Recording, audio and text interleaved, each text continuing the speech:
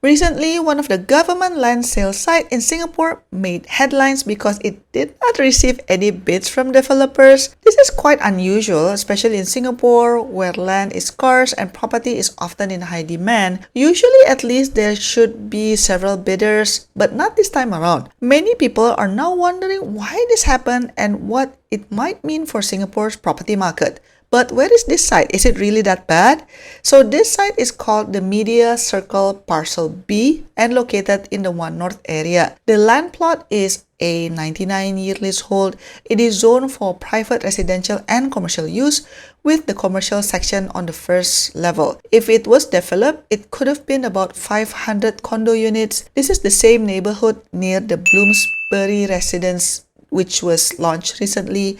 So it's not really an ulu-ulu area, but this further raises the question, why nobody bids for it when One North is meant to be an upcoming hub? So there are several potential reasons why no developers are willing to bid on this particular site. I think the key reason is the location. Even though it is located in the One North area, which is known for its business parks and tech companies, it is far from any MRT station. In theory, sure, you can always take a bus or ride a bicycle or something, but people in general don't really like to rely on feeder buses as it is making the total journey time longer. So although in theory the proximity to Holland Village and Buona Vista should be great, it's not really that close. It doesn't mean that the One North area is undesirable because the previous GLS site, Slim Barracks Rise plot, did better because it was closer to the Buona Vista MRT station. Amenities are also limited.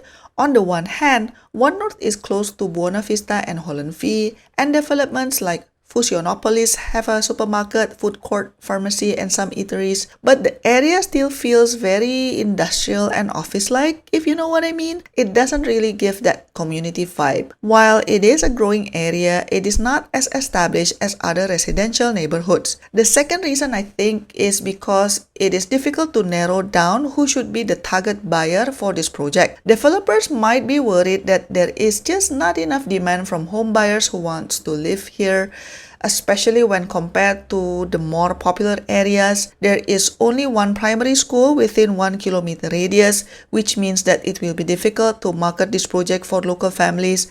On the other hand, because of the 60% ABSD for foreigners, it is also not realistic to target foreign buyers either.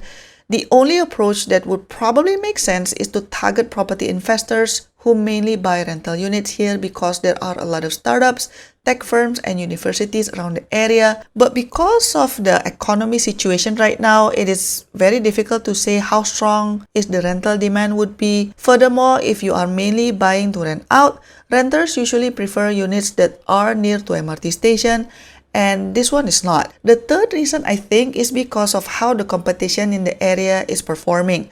When this video was recorded, Bloomsbury Residences, which is just next door, hadn't sold out yet even though it has been launched since like April. I think this is an indicator that this particular area is just not in demand. Another factor could be the current market conditions. In recent years, the government has introduced cooling measures to slow down the rise in property prices.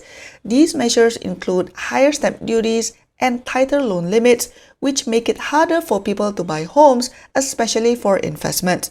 Developers may be cautious because they are not sure if they can sell enough units at a good price to make a profit. Construction costs have also gone up, and there is uncertainty about the economy, which makes developers even more careful about taking risks. It is also possible that developers are just being more selective. There have been several GLS sites launched recently, and developers might prefer other sites that are more attractive or have less risk. They may also be waiting for clearer signs that the market is picking up before committing to new projects. Does this mean that Singapore's property market is slowing down? Personally, I don't think so. It is still very rare for a site not to get any bid at all. I think it is a sign that developers are more cautious, but it doesn't necessarily mean the whole market is in trouble. Some areas and types of property are still in demand, especially those in good locations or with unique features. However, it does show that developers are paying close attention to market signals and are not willing to take big risks in uncertain times. In summary, the lack of bids for this particular site is likely due to a mix of location concerns, market cooling measures, higher costs, and developer just being cautious. While it is a sign that Singapore's property market is probably not as hot as before, it doesn't necessarily mean that the market will crash anytime soon either. Don't forget to like and subscribe, and I'll see you in my next video. Bye bye.